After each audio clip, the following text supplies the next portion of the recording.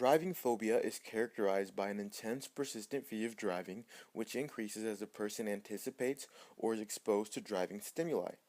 People with driving phobia acknowledge that their fears are excessive or unreasonable, yet they are unable to drive.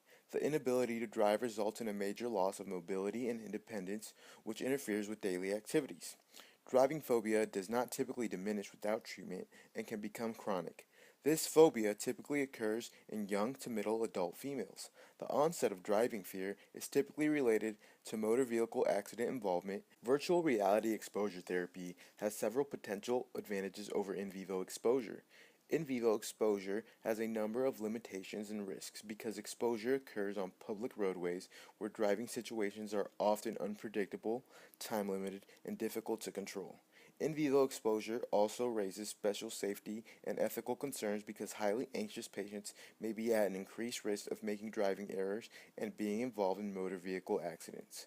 Individuals with intense driving fears may refuse to participate in vivo exposure or permanently drop out of treatment. These problems can be minimized with virtual reality exposure therapy because treatment occurs in a clinician's office.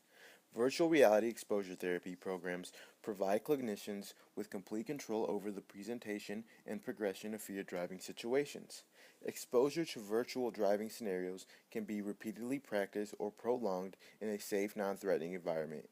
Ideally, as a patient becomes less anxious, virtual reality exposure therapy could serve as a bridge to in vivo driving, which is the ultimate goal of treating a driving phobia. The objective of this study was to examine the efficacy of virtual reality exposure therapy to treat an adult female with a driving phobia.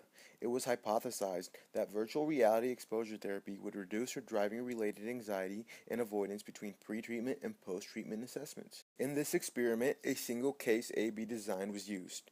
After a 1-week baseline, an intervention phase was introduced consisting of 3 one-hour treatment sessions over a 10-day period, and follow-up assessment 3 and 7 months after the last treatment session. Each treatment session consisted of a 5 to 10 minute discussion of the virtual reality scenario to be practiced in the session, followed by the virtual reality exposure therapy. GR was asked to verbally report peak anxiety from 0 to 100 at the end of each completed trial. She would repeat the scenario over a series of trials until her anxiety level dropped to 10 or less. Once this was achieved, she was asked to move to a more anxiety-invoking scenario. Progression to the next scenario was ultimately under her control, and she could stop at any time.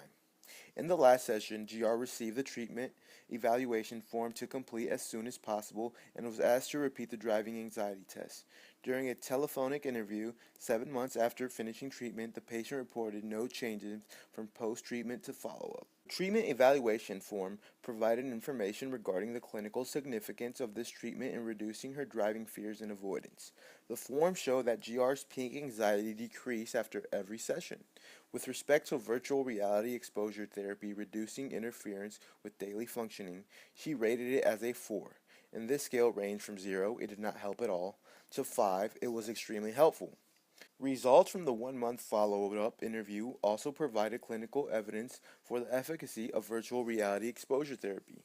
The results indicated that driving phobia was now in partial remission. Increased driving provided her with greater mobility and independence, and she was able to perform more daily activities. At the 7-month telephonic interview, her gains continued to be maintained. Additional treatment efficacy research is needed to determine whether virtual reality exposure therapy is more effective than any other driving phobia treatments.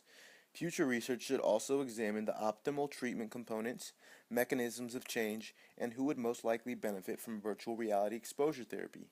Until these results are sufficiently replicated, it would be tedious to make statements regarding its generalizability to other people with driving phobias. The next step is to replicate the findings of this research study in controlled clinical trials.